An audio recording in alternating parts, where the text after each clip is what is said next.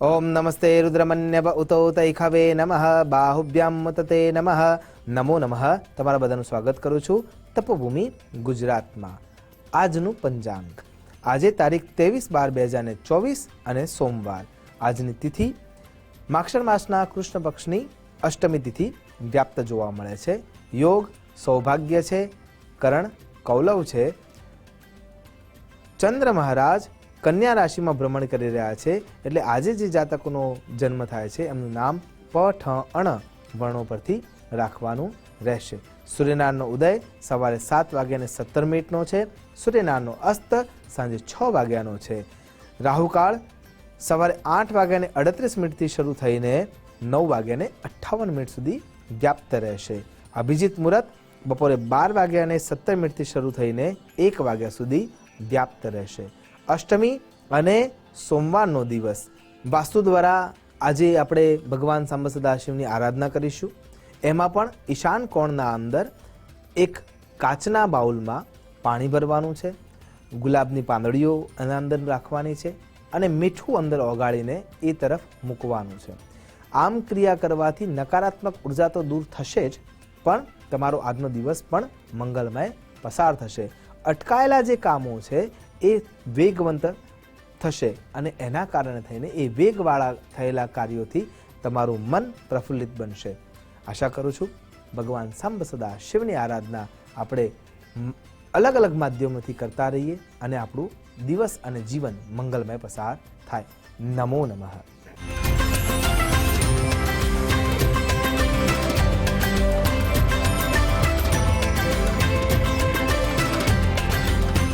શિવજી ચંદ્ર મૂલેશ્વર કેમ કહેવાયા? શીતળ ચંદ્રને શિવજીએ પોતાના મસ્તક પર કેમ ધારણ કર્યા? અને જો ચંદ્રને ધારણ કર્યા જ છે તો બીજનો ચંદ્ર જ કેમ શિવજીના મસ્તક પર બિરાજમાન છે? ચંદ્રના ઈશ શિવ બન્યા તેની પાછળની બે ઘટનાઓ વિશે આજે આધ્યાત્મિક મહાશક્તિમાં જાણીશું જ્યોતિષાચાર્ય ઉર્વેશ કુમાર પંડ્યા પાસેથી।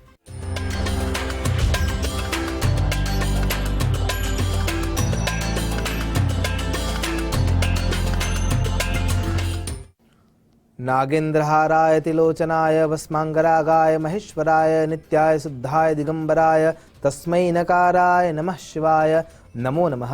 તમારા બધાનું સ્વાગત કરું છું આધ્યાત્મિક મહાશક્તિમાં। ભગવાન સાંબ સદાશિવનું એક નામ છે ચંદ્રમૌલેશ્વર, ચંદ્રશેખર। તો આ નામ ભગવાનને કેવી રીતે મળ્યું અને કયા કારણે ભગવાન બીજના ચંદ્રમાને પોતાની જટાઓમાં સ્થાન આપે છે? આવો જાણીએ એ વિશેની બે ઘટનાઓ। સૌથી પહેલી ઘટના આપણે જોવા જઈએ તો સમુદ્ર મંથન વખતની છે। સમુદ્ર મંથન વખતે ભગવાન સાંબ સદા શિવ કાશી ક્ષેત્રમાં તપસ્યામાં લીન હતા અને સમુદ્ર મથાઈ રહ્યો હતો। એ મથાયો ત્યારે એમાંથી સૌથી પહેલા મંથનની ગોળીને તળિયે જો ઝેર હશે તો નીકળશે કે કોઈ જડાદર જાગી જશે કે વિશ્વ બળીને ખાખ થશે। મંથનની ગોળીને તળિયે જો ઝેર હશે તો નીકળશે। સમુદ્ર મથાઈ રહ્યો હતો એમ બધાના મન પણ મથાઈ રહ્યા હતા અને એમાંથી સૌથી પહેલા જે તત્વ નીકળ્યું એ હતું હળાહળ વિષ। અને એ હળાહળ વિષ જ્યારે વ્યાપ્ત બન્યું ત્યારે એની મારક ક્ષમતા એટલી બધી હતી કે ઋષિ મુનિ પીર ફકીર યતિ જતિ સંત ઓલિયા તમામ પ્રકારના વ્યક્તિઓ એનો તાપ સહન કરી શકતા ન હતા। વ્યક્તિઓ તો ઠીક છે, પણ વૃક્ષો વેલાઓ વનરાઈઓ ત્યાં મૂર્છા લાગવા લાગી, ત્યાં વિલાવા લાગી, એનો પણ નાશ થવા લાગ્યો। આકાશના અંદર કાળા ડિબાંગ વાદળો છવાવા લાગ્યા। દેવો પણ શ્વાસ રૂંધાતા હોય એવી રીતે અનુભૂત કરવા લાગ્યા અને પોતાની જાતને બચાવવા માટે ત્યાંથી દોડવા લાગ્યા। બ્રહ્મા વિષ્ણુ પણ આ પરિસ્થિતિને તાગમાં લઈ શકતા ન હતા અને એ પરિસ્થિતિને જોઈને કેવળ એક જ આધાર હતો, ભગવાન સાંબ સદા શિવને આગ્રહ। અને તમામ પ્રકારના દેવો દૈત્યો ત્યાં ઉભેલા ઋષિઓ અને સમુદ્ર મંથન વખતે જે અગોચર વિશ્વ પણ ત્યાં વ્યાપ્ત હતું એ તમામ ભગવાન સાંબ સદા શિવની આરાધનામાં જોડાય છે। જટાટવી ગલત જલ પ્રવાહ પાવિત સ્થલે ગલે વલંબ વિલંબિતામ ભુજંગ તુંગ માલિકામ ડમટ ડમટ ડમટ ડમન નિનાદ ડમરવયમ ચકાર ચંડ તાંડવમ તનોતુ ન શિવ શિવમ। ભગવાનને આટલી અરજી કરવામાં આવે છે કે ભગવાન અમારા ઉપર કૃપા કરો, આ હળાહળ વિષ જે વ્યાપ્ત થયું છે એ જો થોડી વાર માટે પણ આમનામ વ્યાપ્ત રહેશે તો સમૂચા બ્રહ્માંડનો નાશ થશે. અને કરુણા નિધાન પોતાના આસન પરથી ઊભા થાય છે અને સમુદ્રના કિનારે પહોંચી અને એ હળાહળ વિષને ધારણ કરવા માટે જાય છે.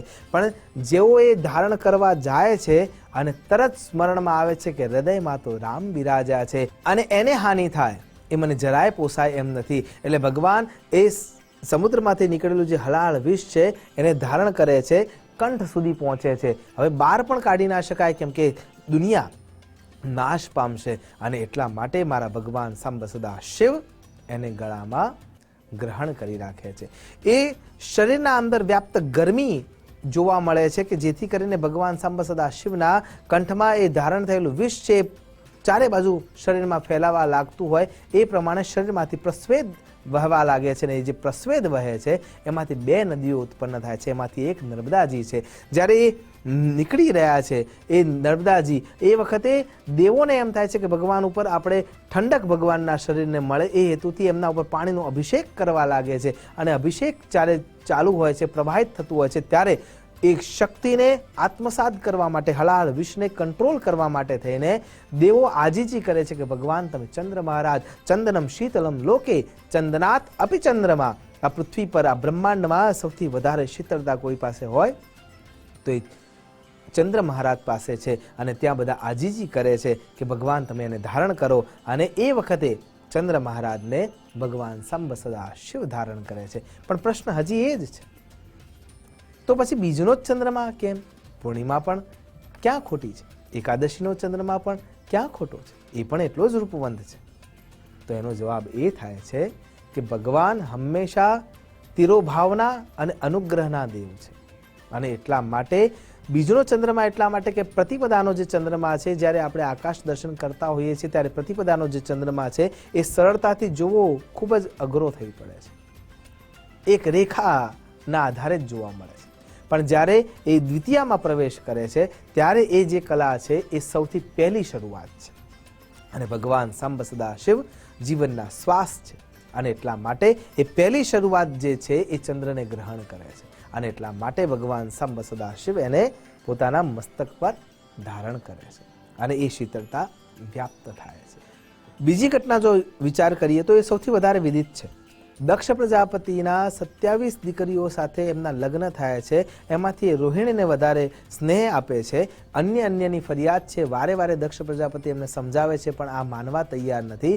છેવટે ક્રુદ્ધ થઈને એ શ્રાપ આપે છે કે તને કુષ્ઠરોગ થાય. અને શ્રાપના પરિણામે એમનું શરીર ધોવાઈ જાય છે. ચંદ્ર મહારાજ વિના બ્રહ્માંડમાં ન ચાલી શકે. અને એટલા માટે થઈને ચંદ્ર મહારાજ ઉપર જે શ્રાપ લાગ્યો છે એનું નિવારણ કરવા માટે નારદજી અને અન્ય દેવો ચંદ્ર મહારાજને ભગવાન સાંબ સદા શિવની અર્ચના કરવાનું કહે છે. અને જે સોમનાથ ક્ષેત્ર છે ત્યાં, પ્રભાસ પાટણ જે ક્ષેત્ર છે ત્યાં ચંદ્ર મહારાજ યુગો સુધી તપશ્ચર્યા કરે છે. અને તપશ્ચર્યાના અંતે ભગવાન સાંબ સદા શિવ પ્રગટ થાય છે અને આ દોષનું નિવારણ કરવા, શ્રાપનું નિવારણ કરવા રસ્તો કરે છે કે શ્રાપ ક્યારે મિથ્યા ના થઈ શકે, પણ એના મારકતાને ઘટાડવી જરૂર છે સૃષ્ટિના સંતુલન માટે. અને એ હેતુથી એ ચંદ્ર મહારાજને વચન આપે છે કે એકમથી લઈને પૂર્ણિમા સુધી તમે ધીમે ધીમે વધતા જશો, પૂર્ણિમા સુધી તમે વ્યાપ્ત રહેશો અને પૂર્ણિમાના અંતિમથી જે શરૂઆત થાય છે ત્યાંથી ધીરે ધીરે ક્ષય થતા જશો અને અમાસના દિવસે ક્ષયને પામશો. અને આ પ્રમાણે ચંદ્ર પર અનુગ્રહ કરવાના કારણે થઈને અને આ સુયોગ્ય માર્ગ આપવાના કારણે થઈને ભગવાન ચંદ્રના ઈશ થઈ જાય છે. એટલા માટે સોમેશ્વર અથવા સોમનાથ તરીકે આપણે આજે એમને વિદિત કરીએ છીએ.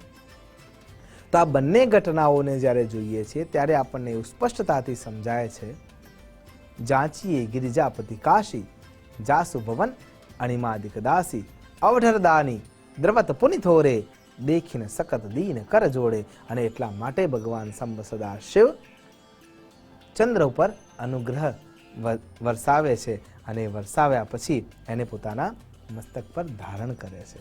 એટલા માટે ચંદ્રમૌલી તરીકે એમનું નામ જગવિખ્યાત છે.